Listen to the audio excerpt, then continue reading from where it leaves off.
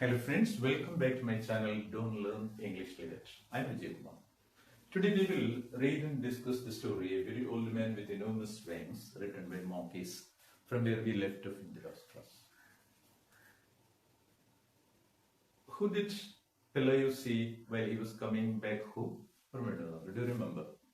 He saw a very old man with two enormous wings, very big wings. And he was struggling to get out the mud into which he had fallen. Now, this frightened Pelayo because the man had wings.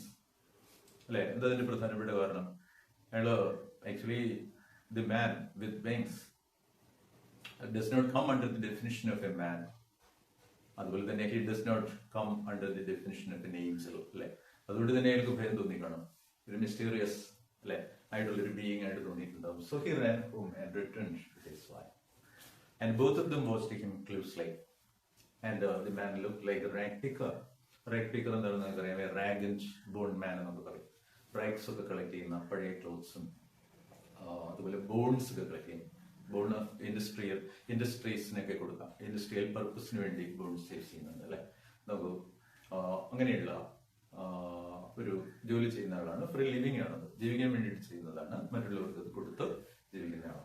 നമുക്ക് അങ്ങനെയൊക്കെ തോന്നി. ഇനി ഒരു drenched great grand ഫാദറിനെ പോലെ തോന്നി.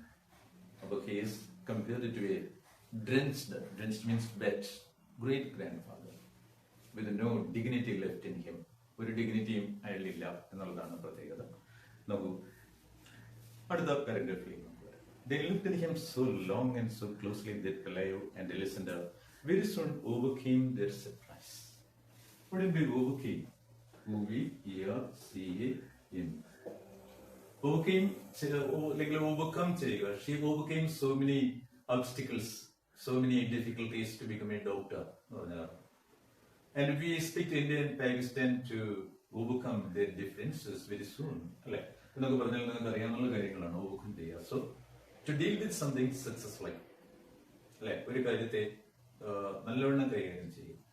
മനസ്സിലായല്ലോ? ഇപ്പൊ നമ്മുടെ മുന്നിൽ ഒരു തടസ്സം, അല്ലെ, something stands in the way എന്ന് കരുതുക. ഒരു ഒബ്സ്റ്റിക്കിൾ നമ്മുടെ മുന്നിലുണ്ട്, അല്ലെ, ആ പ്രശ്നം ആ പ്രോബ്ലം നമ്മൾ വളരെ നന്നായി കൈകാര്യം ചെയ്യുക എന്നാണ് ഇതിന്റെ അർത്ഥം. വേണമെങ്കിൽ അതിന് ഡിഫീറ്റ് ചെയ്യുക എന്ന അർത്ഥം കൊടുക്കുക. അവരുടെ ഫിയറിനെ, ഇനിഷ്യൽ ഫിയറിനെ നമുക്ക് ഡിഫീറ്റ് ചെയ്തു എന്ന് പറഞ്ഞാലും പറ്റില്ല. മനസ്സിലായോ? അപ്പോ overcome means deal with a difficult situation successfully.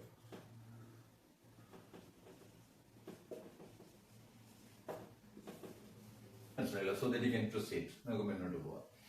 അതിനെയാണ് നമ്മൾ ഓവർകം ചെയ്യുന്നത്. So they overcame what? Their fear, their surprise. Surprise അറിയാം, ഒരു ഫീലിംഗ് ഓഫ് വണ്ടർ ആണ്.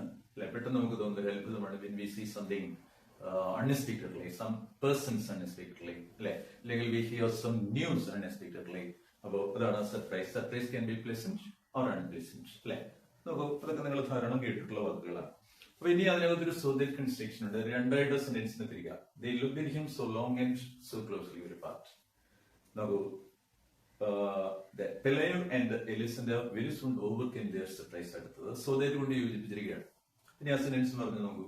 They watched him so long and so closely, അല്ലെ, വളരെ ലോങ്ങും നീണ്ട സമയം, ദീർഘസമയം നോക്കി വളരെ കെയർഫുൾ ആയിട്ട് വാച്ച് ചെയ്തു, അല്ലെ, വളരെ ചെറിയൊരു ഡിസ്റ്റൻസിൽ നിന്നുകൊണ്ട് എന്ന് വേണമെങ്കിൽ പറയാം, from A very short distance, അല്ലെ, നിന്നുകൊണ്ട് അയാൾ നല്ലവണ്ണം വാച്ച് ചെയ്തു. നോക്കൂ, ഇവൻച്വലി അവർക്ക് എന്ത് ചെയ്യാൻ കഴിഞ്ഞു? They were able to overcome their initial surprise, അല്ലെ, അവർക്ക് അത് ജീവിക്കാൻ കഴിഞ്ഞു. So in the end they found him familiar. And eventually they found him familiar. Familiar എന്ന് പറഞ്ഞാൽ well known ആണ് എന്ന് പറഞ്ഞാൽ they got used to that person. U-S-E-D. Used to. Get used to. കേട്ടിരിക്കുന്നു. ഒരു കാര്യമായിട്ട് നമ്മൾ അങ്ങ് പഴകുക. പെട്ടെന്ന് അതിനെപ്പറ്റി നമുക്ക് അറിയാൻ വേണ്ടി, അല്ലെ, വലിയ കുഴപ്പമില്ല, ഭയക്കേണ്ട കാര്യമില്ല എന്നൊക്കെ നമുക്ക് തോന്നിയെന്നേ ഇവിടെ തരത്തുള്ളൂ. അപ്പൊ they got used to the man or they got accustomed to the man എന്നൊക്കെ പറയാം. അപ്പോൾ അവരുടെ ഇനിഷ്യൽ ഫിയർ എന്തായാലും അവർ ഓവർകം ചെയ്തു. അയാളുമായിട്ട് നല്ല ഒരു ഫെമിലിയറിറ്റി ഇവരുണ്ടാക്കി. ഫൗണ്ട് ഹിം ഫെമിലിയറിറ്റി കേട്ടിട്ടുണ്ട്. അതിന്റെ കൺഫേം ആണ്. അൺഫെമിലിയർ ഓപ്പോസിറ്റ് ആണ്. Familiar, unfamiliar. ഫെമിലിയാരിറ്റി ചേർത്ത ഇങ്ങനെ ഒരു വാചകം നിങ്ങൾ കേട്ടിട്ടുണ്ടാവും. Familiarity breeds content. അല്ലെ, കുറച്ചു കാലം കഴിയുമ്പോൾ നമ്മൾ കൂടുതൽ ഫെമിലിയർ ആകുമ്പോൾ കണ്ടെന്റ് ആയിരിക്കും ഉണ്ടാക്കുക. പഴകിയാൽ പാലും പുളിക്കും എന്നൊക്കെ പറയുന്നത് പോലെ. Then they dared speak to him. Dared means they showed the courage. മനസ്സിലായി, അവര് അതിനുള്ള ധൈര്യം കാണിച്ചതാണ്. ഡേഡ് ഇവിടെ ഒരു മൗഡിലോക്സിലിയാണ് അല്ലെ, വേണമെങ്കിൽ ഡേഡ് ടു സ്പീക്ക് എന്ന് പറയും. They dared to speak to him. They had the courage, or they showed the courage to speak to him. ഇയാളോട് സംസാരിക്കാനുള്ള ധൈര്യം കാണിച്ചു. He answered in an incomprehensible language.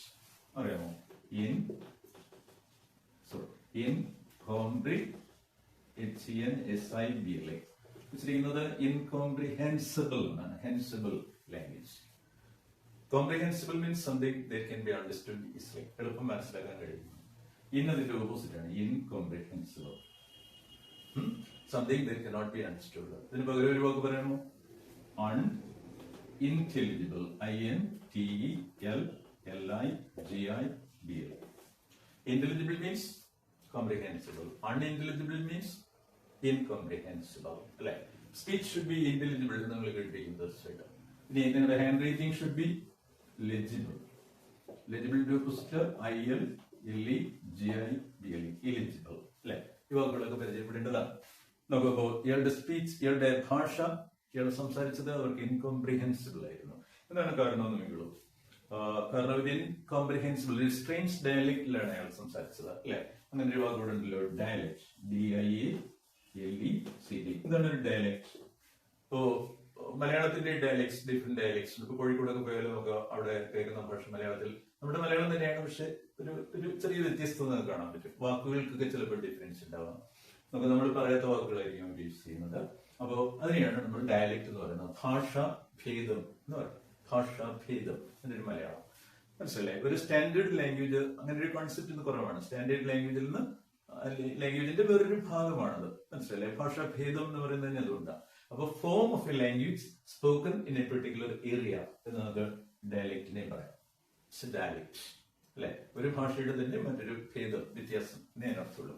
അപ്പോ അയാൾ സംസാരിച്ചത് എന്തിലാണ്? ഇൻ എൻ ഇൻകോംപ്രിഹെൻസിബിൾ ഡയലക്റ്റ് ആണ്. അല്ലെ, അയാളുടെ ആൻസർ എല്ലാം he answered in an incomprehensible dialect. പറഞ്ഞു നോക്കൂ, in a dialect they could not believe and his wife could not understand. Like with a strong sailor's voice, പക്ഷെ അതിനകത്ത് it echoed. നമുക്ക് അയാളുടെ ഈ dialect echoed the life, the very hard. അല്ലെ, നമുക്ക് വളരെ ഹാർഡായ ലൈഫ്, ഫുൾ ഓഫ് സഫറിംഗ് ആണത്. അല്ലെ, ഒരു സെയിലറുടെ ജീവിതം അത് അവർക്ക് ഇതിനകത്ത് പ്രതിധ്വനിച്ച് കേൾക്കാനായിരുന്നു. അതിന്റെ പ്രതിധ്വനി അയാളുടെ വോയിസിലുണ്ടായിരുന്നു. മനസ്സിലായോ? That means they could hear a sailor's life in his voice. ആ ശബ്ദത്തിൽ ഒരു സെയിലറിന്റെ വോയിസ് അവർ കേട്ടു. മനസ്സിലായി? അപ്പൊ ഇയാൾ ആരായിരിക്കണം? he must have been a sailor. അല്ലെ, ഒരു സെയിലറിന്റെ സാധ്യത, സെയിലർ ആകാനുള്ള സാധ്യതകളുണ്ട്. with a strong sailor's voice. മനസ്സിലായല്ലോ? അപ്പൊ അവരേത് നിഗമനത്തിലായിരിക്കും വരുത്തുക? they must have come to the conclusion that he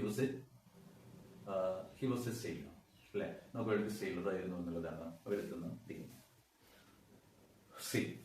നോക്കൂ, they concluded that he was a lonely castaway from some foreign ship wrecked by the storm. They concluded, or did they concluded? Conclude, decide എന്ന് meaning കൊടുക്കാം. Conclusion ആണ് ഇതിന്റെ non. Conclude, DECID. Decide based on what we see and what we hear. ഇപ്പൊ കേട്ടതും കണ്ടതുമായ കാര്യങ്ങൾക്ക് മേൽ നമ്മളൊരു കാര്യത്തെ പറ്റി ഒരു ഡെസിഷൻ എടുക്കുമ്പോഴാണ് നമ്മൾ അതിനെ ഇങ്ങനെ ഒരു കൺക്ലൂഷനിൽ നമ്മൾ എത്തി, അല്ലെങ്കിൽ കൺക്ലൂഡ് ചെയ്തു എന്ന് പറയുന്നത്. ഇനി പ്രസംഗം കൺക്ലൂഡ് ചെയ്യുക അല്ലെങ്കിൽ എസ്സേ കൺക്ലൂഡ് ചെയ്യുക മീൻസ് അവസാനിപ്പിക്കുക. നോക്കൂ, that he was a lonely castaway. Lonely means sad and being alone, or sad because of being alone. Sad because of being alone. അവിടെ ഒരു സാഡ്നെസ് ഉണ്ട് ലോൺലിയുടെ കൂടെ. ഒരു ആൾക്കൂട്ടത്തിൽ പോലും നിങ്ങൾക്ക് നിങ്ങൾ ലോൺലി ആകും, ലോൺലിനെസ് നിങ്ങൾക്ക് ഫീൽ ചെയ്യും. മനസ്സിലായി? ഇനി നമുക്ക് പുതിയ വാക്കായിട്ട് വരുന്ന കാസ്റ്റവേ.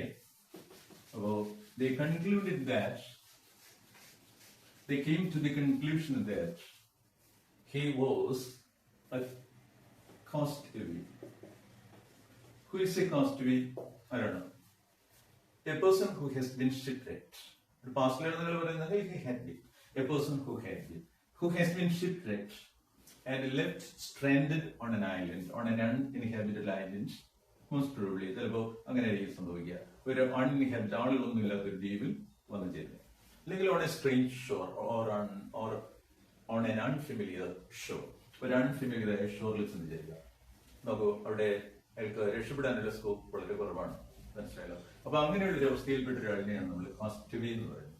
ഇവിടെ ഇയാളൊരു ലോൺലി കാസ്റ്റവേയാണ്. വളരെ സാഡ് ലുക്കിംഗ് പേഴ്സൺ ആണ്, ദുഃഖിതനാണ്. He has no friends to talk to, സംസാരിക്കാൻ ആളില്ല, അല്ലെ?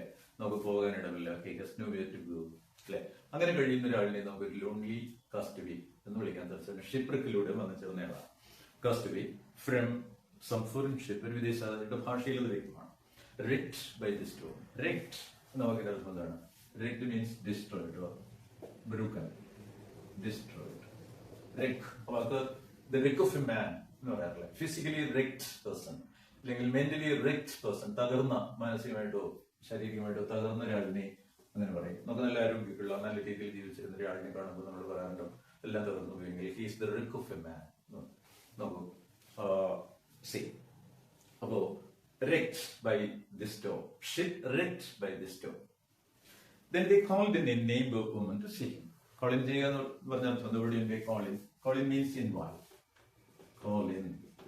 Invite a person. Invite a person. എന്തിനാണ് ഇൻവൈറ്റ് ചെയ്യുന്നത്?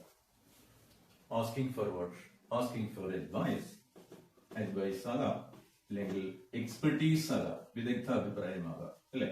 അങ്ങനെയുള്ള എന്തിനെങ്കിലും വേണ്ടിയിട്ടാണ് നമ്മൾ സാധാരണ ഒരു അറിവുള്ള വ്യക്തിയെ നമ്മൾ ഉദാഹരണം ഡോക്ടറെ കോളിംഗ് ചെയ്യാറുണ്ട് ആർക്കെങ്കിലും അസുഖക്കാണെങ്കിൽ, അല്ലെ?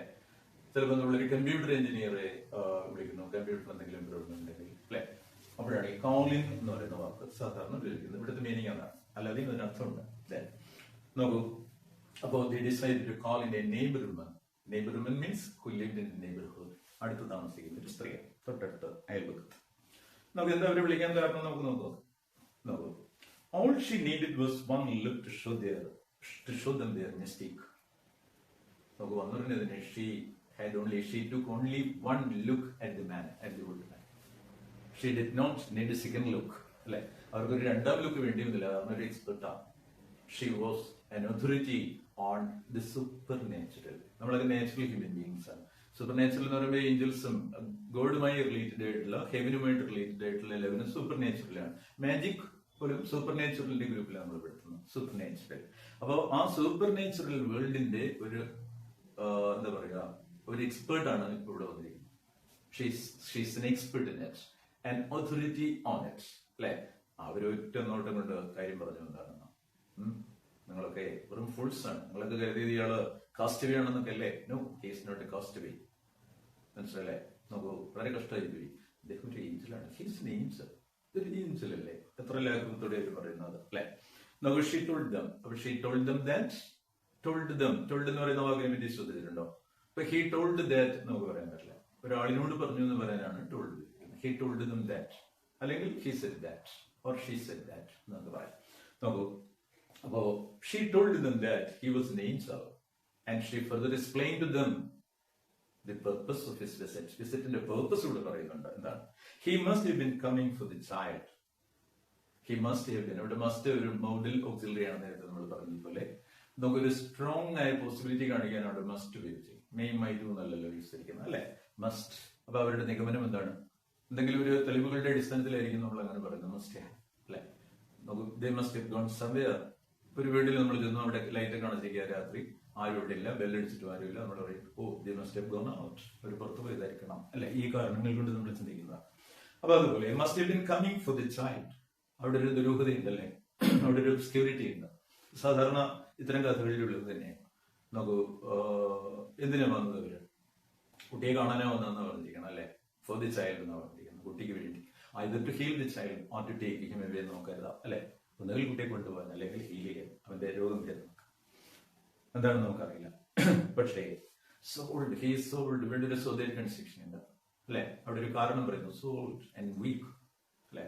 that the rain knocked him down. നോക്കിയ എന്ന് പറഞ്ഞാൽ ഹിറ്റ്, നല്ല ശക്തിയായിട്ട് hit somebody or something strongly and make him or make it fall, താഴെ വീഴുന്നു. അപ്പോൾ ഭയങ്കര മഴയായിരുന്നു കഴിഞ്ഞ ദിവസം, മഴ പെയ്തു. യഥാർത്ഥത്തിൽ ആ മഴയിൽ പിടിച്ചു നിൽക്കാൻ ഈ പാവം ഏഞ്ചലിന് കഴിഞ്ഞില്ല. നമുക്ക് ആ പാവം ഏഞ്ചൽ എന്നുള്ള പേര് തന്നെ അത്ഭുതകരമാണ്, അല്ലെ? പാവവും ഏഞ്ചലും ഒരിക്കലും ചേരാൻ പോകുന്നില്ല. മനസ്സിലായല്ലോ? നോക്കൂ, അപ്പോ മഴ പിടിച്ചു നിൽക്കാനാകാതെ മഴയിൽ പിടിച്ചു നിൽക്കാനാകാതെ താഴെ വീണ് പോയതാണ് നോക്ക് ഡൗൺ. അവന്റെ അർത്ഥം മനസ്സിലായല്ലോ. അപ്പൊ he was knock down by, അല്ലെ? നോക്കൂ, you can say struck down by. Strike ചെയ്യുക, അതേ മീനിങ് തന്നെയാണ്. Struck down by, STRIKE strike ആണ്, മനസ്സിലായല്ലോ. Struck down by the rain. നോക്കൂ, ഉടനെ അവർ കാര്യങ്ങളെല്ലാം വിശദമായി എക്സ്പ്ലെയിൻ ചെയ്ത് കൊടുത്തു. ഇവരുടെ ഈ അഭിപ്രായം, അവരുടെ വീട് ഫൈനലാണ്, അല്ലെ? ഇനി ആരും അത് ചോദ്യം ചെയ്യാനില്ല. See, on the following day, everyone knew that the flesh and blood angel was held captive in Pelagius' house. Held captive. Held a prisoner. Captive means prisoner. ഒരു തടവുകാരനാക്കപ്പെടുക. വാസ് ഹെൽഡ്, പാസീവ് വോയിസ് ആണ്. നോക്കൂ, ഇത്തരം ഗ്രമറ്റിക്കൽ ആയിട്ടുള്ള എല്ലാ ആസ്പെക്ട്സും ഞങ്ങളുടെ grammar ക്ലാസ്സുകളിലുണ്ട്. ആ videos നിങ്ങൾ കാണാം. So on the following day, U can say the following day also. ഇതൊരു പ്രിപോസിഷണൽ ഫ്രേസ് ആണ്. On the following day, everyone knew that. That means the news spread like wildfire. Like, our villages, all the people in the village, living in the village, got wind of it. They heard about it. മനസ്സിലായല്ലോ. നോക്കൂ, flesh and blood Angel. Flesh and blood means mortal. നമ്മളൊക്കെ flesh and blood ആണ്. പക്ഷെ ഒരു Angel, അല്ലെ, അങ്ങനെയുള്ള celestial ആയിട്ടുള്ള beings ഒക്കെ തന്നെ ഇമോർട്ടലാണ്. അവർ നശ്വരരല്ല, അല്ലെ? നമ്മള് ചീഞ്ഞു പോകാൻ, ഡീകമ്പോസ് ചെയ്യാൻ വിധിക്കപ്പെട്ടവരാണ്. മരിക്കാനും ഇല്ലാതാകാനും, അല്ലെ, ഒക്കെ വിധിക്കപ്പെട്ടവരാണ്. അപ്പോ അങ്ങനെയുള്ള ഒരു ഏഞ്ചൽ ഉണ്ടോ? ഫ്ലെഷ് ആൻഡ് ബ്ലഡ് ഏഞ്ചൽ ഉണ്ട്, ഒരു മോർട്ടൽ ഏഞ്ചൽ. നമുക്ക് അവിടെയും ആ സൂപ്പർ നാച്ചുറൽ മാജിക്കൽ റിയലിസത്തിന്റെ, അല്ലെ, ഒരു സ്വാധീനം അവിടെയും ഉണ്ട്. അപ്പോ ഒരു flesh and blood angel was held captive, അല്ലെ? കാപ്റ്റീവ് ആക്കപ്പെട്ടിരിക്കുന്നവരുടെ ഹെൽഡ് പ്രിസണർ എവിടെയാണ്? In Pelayo's house. ഈ വാർത്ത എല്ലാവരും പറഞ്ഞാൽ എന്തായിരിക്കും ഗതി, അല്ലെ? ഒരു വൈൽഡ് ഫയർ പോലെയാണ്, കാട്ടു തീ പോലെയാണ് എല്ലായിടത്തും പടർന്ന്. Pelayo was over him all afternoon from the kitchen. Pelayo വെറുതെ ഇരിക്കുന്നില്ല, കിച്ചണിൽ ഇരുന്നുകൊണ്ട്. എപ്പോഴും still he was lying in the മടിയിൽ കിടക്കാണ്. നമുക്ക് ആഫ്റ്റർനൂൺ മുഴുവൻ ഇവളെ ഇങ്ങനെ വച്ച് ചേരുന്നു അടുക്കളയിൽ നിന്നുകൊണ്ട്.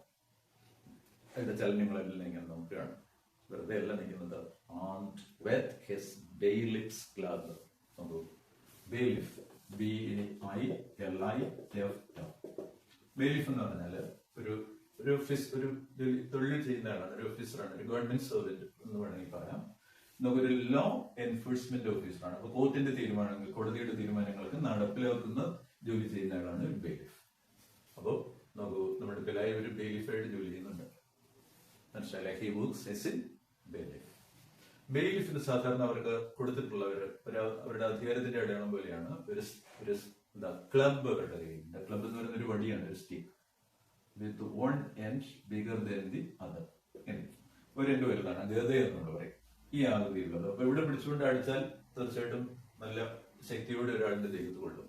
അപ്പോ നോക്കൂ, in case the old man attacks him, അല്ലെ, എന്നുള്ള ഒരു രീതിയിലാണ്. നോക്കൂ, he armed himself with the bailiffs, with his bailiffs club. Armed. ഇനി എന്താ ഇവിടെ? Armed means ആയുധം. ആയുധം ധരിച്ചിരിക്കുന്നതാണ്. അവിടെ നമുക്ക് ഇങ്ങനെ പറയാം, equipped with. EQUIPP. Equipped with. So, he was watching him equipped with his bailiffs club. എന്തെങ്കിലും തരത്തിൽ ആക്രമിക്കുകയാണെങ്കിൽ ചെറുത്ത് നിൽക്കാനാണ് ക്ലബ് വെച്ചിട്ടുള്ളത്. Before going to bed, that means before he went to sleep, ഉറങ്ങാൻ പോകുന്നതിന് മുമ്പ്, he dragged him out of the mud. ഇത് നല്ല കാര്യം ചെയ്തു. എന്താണ്? Dragged the man, pulled the man out of the mud. അയാളെ വലിച്ച് പുറത്തെടുത്ത് ചെളുകി. And looked him up with hens in the chicken coop. രസകരമായ കാര്യം അത്, അല്ലെ? And looked him up, അയാൾ കൊണ്ടടച്ചിട്ടു. എവിടെ? In the chicken coop. കോഴിക്കൂടിലാണ്. നമുക്ക് with the hens. അവിടെ നിറച്ച് കോഴികളുണ്ട്, അതിന്റെ ഇടയിൽ കൊണ്ടൊന്ന് അടച്ചിട്ടു. എന്തൊരു അതിശയമാണെന്ന് നോക്കൂ. ഒരു അതിഥിയോട് ആരും ആയിക്കോട്ടെ, അല്ലെ, ഇങ്ങനെ പെരുമാറാണ്. എന്ത് റിവറൻസ് ആണ്, എന്ത് റിവറൻസ് ഇല്ലായ്മ, റെസ്പെക്ട് ഇല്ലായ്മയാണ്, അല്ലെ? എന്ത് ആതിഥ്യ മര്യാദ ഇല്ലായ്മയാണ് അവർ കാണിച്ചതെന്ന് ആലോചിച്ചു, അല്ലെ? How inhospitable they are. മനസ്സിലായില്ലേ? നന്നായിട്ട് മനസ്സിലായല്ലോ വാക്ക്. നോക്കൂ, അങ്ങനെ അടച്ചിട്ടു. ഇത് നമുക്കൊന്ന് ആലോചിച്ച് നോക്കൂ. ഇപ്പൊ നമ്മുടെ നാട്ടിലാണ് നടക്കുന്നതെങ്കിൽ, if it happened in our place, in our country or in our village, it would definitely hit the headlines of today, of tomorrow's paper, tomorrow's newspaper. നാളത്തെ ന്യൂസ് പേപ്പറിൽ ഇത് ഹെഡ്ലൈനായി നമ്മുടെ അടുത്ത് വരുമെന്നുള്ളത് ഉറപ്പാണ്. മലയാള പത്രമാണെങ്കിൽ എന്തായിരിക്കും ഹെഡ്ലൈൻ, കോഴിക്കൂട്ടിൽ മാലാഖ, അല്ലെങ്കിൽ മാലാഖ കോഴിക്കൂട്ടിൽ, അല്ലെ?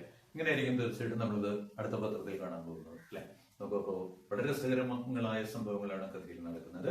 നമുക്കിതിലെ ഏത് ക്വസ്റ്റ്യൻ ആൻസറും നമുക്ക് എപ്പോഴും ക്ലാസ്സിൽ ഡിസ്കസ് ചെയ്യാവുന്നതാണ്. നിങ്ങളുടെ സംശയങ്ങൾ എന്നെ എഴുതി നമുക്ക് കമന്റ് ബോക്സിൽ എഴുതാം, എന്നെ അറിയിക്കാം.